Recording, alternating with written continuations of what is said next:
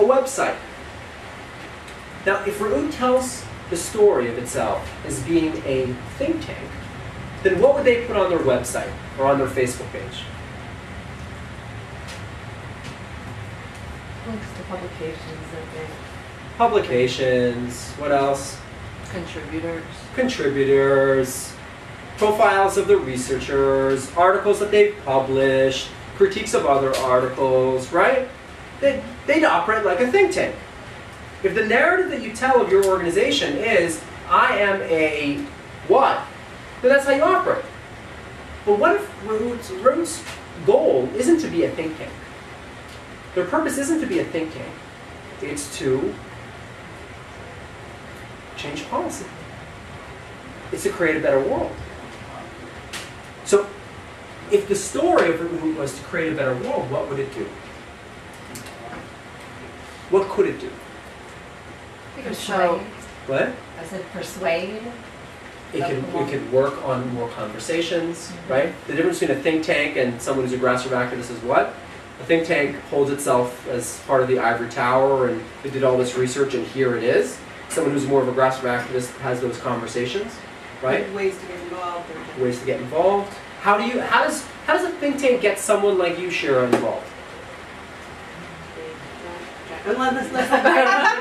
They don't. But if your goal is to change policy, if that's the narrative that you tell, if that's the story of yourself as an organization, then a think tank is just the vehicle that you're using right now. But that's not who you are, right? And that's the fundamental element. Once you recognize, and this is the basis of transmedia theory, right?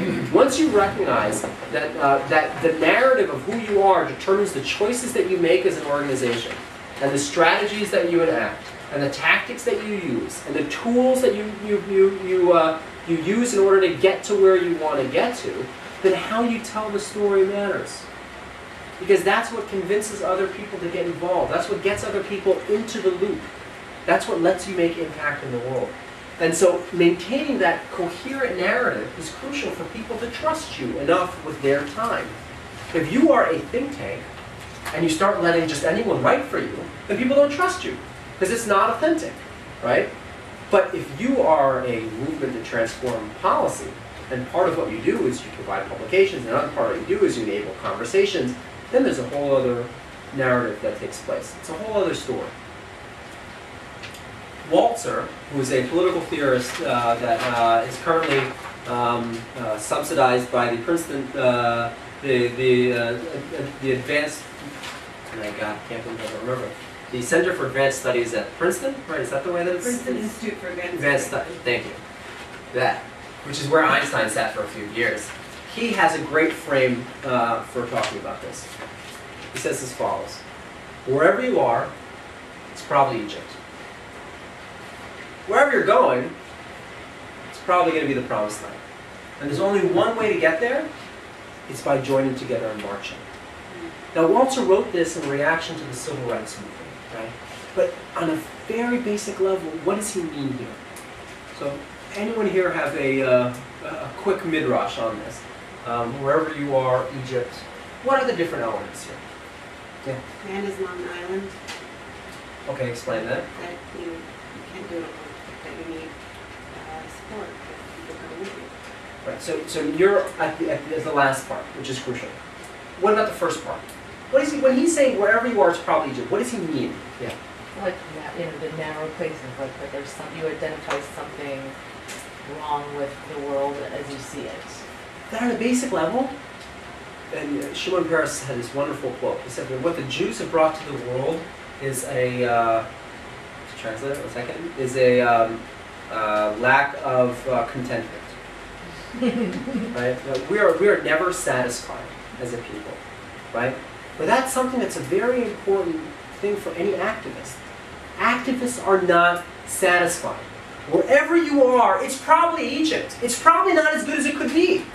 It probably isn't.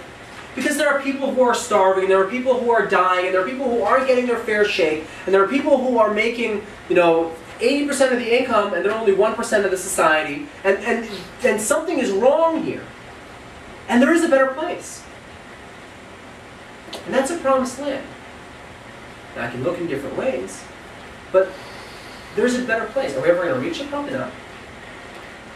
but we can march together towards it. And that on the basic level is what Walter is saying here, is that there is the opportunity to get out there and to do something.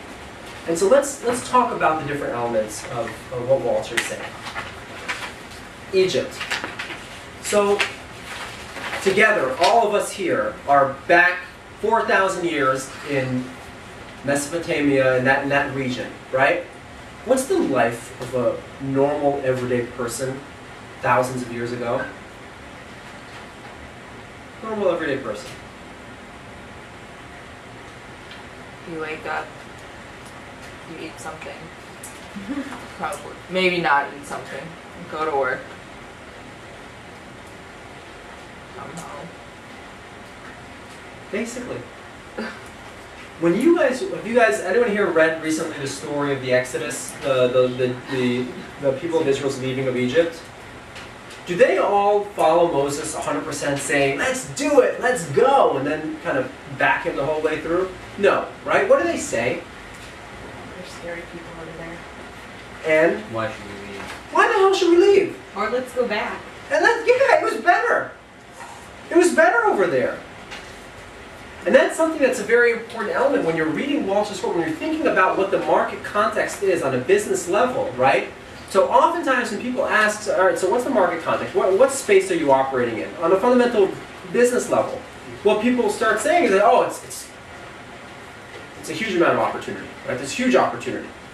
Well, just like Egypt isn't all bad, the market context isn't all good, right? Figuring out what the subtleties are, what the elements are that make the current context a context which is not ideal, which creates opportunity for change, is the fundamental task of an entrepreneur. That is, it's not enough to say, what do you want to do? And I'm picking on you again for a second. I want to create a network for entrepreneurs, or for Jewish innovators to post their ideas and find resources. Is to understand what's wrong. What's the Egypt that you're wrestling with? What are the challenges? How do you describe that to someone that they'll understand on a basic level why it is that they should march with you? And without describing those imperfections, without getting down into the guts of them and understanding why one is doing what they're doing and investing the time that they're investing, people are content staying where they are. They'll deal with the garlics and the leeks. It's fine. We'll stay in Egypt. Let's talk about the Promised Land. Same thing. It's not ideal. When we talk about the Promised Land, oftentimes we talk about this idyllic world in which everything is, wonderful. But as people here who've, been to the state of Israel recently, but also can imagine what it was like to arrive at that land, even the narrative of the Bible. Is it, all honey and cupcakes? No. Just honey. A little bit of milk. But that we're going to talk about in the business model workshop, what milk and honey is, because that's actually it's fascinating because nowadays, in a society in which we go to the supermarket, we don't really pay attention to what milk and honey is in the narrative itself and what they mean when they use it. But we'll talk about that another time. So, on a basic level, if Egypt isn't all bad, the Promised Land isn't all good. But it's something better. And that's something that's crucial also for an entrepreneur. That is, if you need to convince people that the world that they're living in is imperfect, and you want to lead them to a different space, you have to also recognize that the world that you're leading them to might also be imperfect, but it'll be better. And that movement to the Promised Land, recognizing that it's concrete enough in order to compel people, but vague enough in order to get them involved, evoke their imagination, get them to own it, is something that's crucial to build the infrastructure to be able to push ahead, to push forward. Yeah? So I'm kind of caught in between. On a spectrum, there's the idea that there's their worldview you have to work out, and then your worldview. And in some cases, you're doing advocacy because you're trying, or education. So at what point, I believe, at least in some of my own experiences, people try too hard to get people to see it as their, join my worldview. My worldview is right, and if you believe my worldview, of course you want to do what I'm doing. But then with the sort of contextualized, you know, community that you're talking about, where is, you know, how do you know where to take someone from the point that they're at A and maybe not to like Z, but in between so that they're willing to buy into what you're saying? So there's a little bit of a difference, but it's a very good point. That is, here it's more understanding their worldview to cast Egypt in its light. And then understanding what they would look for to create the promised land that would compel them to move forward. That is, in many ways, and this is where the distinction is that we're talking about the value that you're providing to a party that is not you. That is, an entrepreneur or an organization or whoever it is that's operating in a space, it does not matter what you think. It doesn't matter what Moses' motivations are, what he believes exists in Egypt, or what he believes will happen in the Promised Land. Moses is not the target audience. The people are. The context is. And so recognizing that it's not advocacy, it's actually the opposite of it. It's learning the context, understanding and casting it in the language that they would understand, and based upon that, creating the Promised Land that fits it, like a top to a pot, right? Is that the answer? Perfect, thank you. Okay, yeah. Can you just say one more thing about like what it means to be vague enough for personal ownership? Like Yeah. how to balance that concrete versus vague. Absolutely. Groupon. Everyone here know Groupon? One of the things that infuriates me more than anything in the universe. Right, because it floods your inbox. No, because in 1 year they were able to get I didn't know. $6 million valuation. Crazy. Which they turned down. Right. It just makes me feel that my life is worthless. I'm just kidding. No, what I'm saying, so Groupon, right? What's the value proposition of Groupon? Anyone here not what Groupon is? Because it's very new. So I just discovered it when I got Yeah. back because it didn't exist when I got. Right, exactly. Yeah. I was like, what? So Groupon is a place where you can co-buy coupons to services, right? What's the value proposition of Groupon? They're You got multiple. Yeah, I was going to say you got the Something value not to the consumers and you got the value to businesses. Yes. Right, but on a fundamental level, to the person, to the sales, the person that they're selling to, is that you can get something for less. But it's not clear what it is. It's like Whoop, if you guys ever followed Whoop. It's not clear what it is. The reason that you come back is because the value that you're receiving is vague enough, yet concrete enough to keep you going, to keep you coming back to the site. They're not promising that they're going to have restaurant things every day. They're not things change.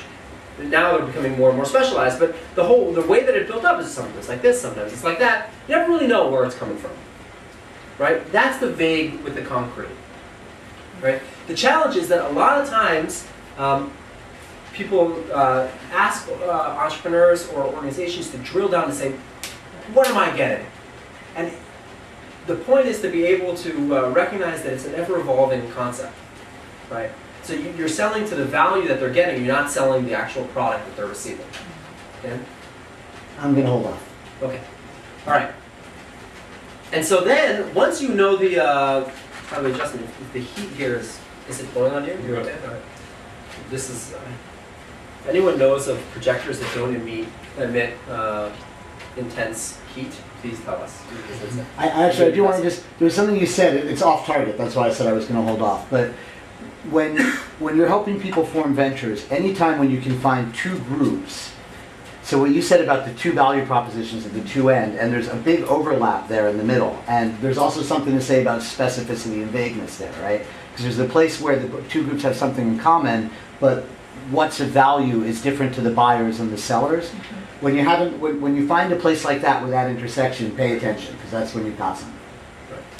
People pay for arbitrage. That's what it's called, arbitrage, right? Arbitrage. Yeah. So why should we march? So once you know what's imperfect about the world in their terms and what they would like to be able to, what's the better world that they would like to be part of, then the question is, all right, so what's in it for them? So all right, we understand that Egypt is not perfect. We understand the Promised Land is probably better. But for me as an individual, as a person, I have to go through all the hardship of putting on my sandals.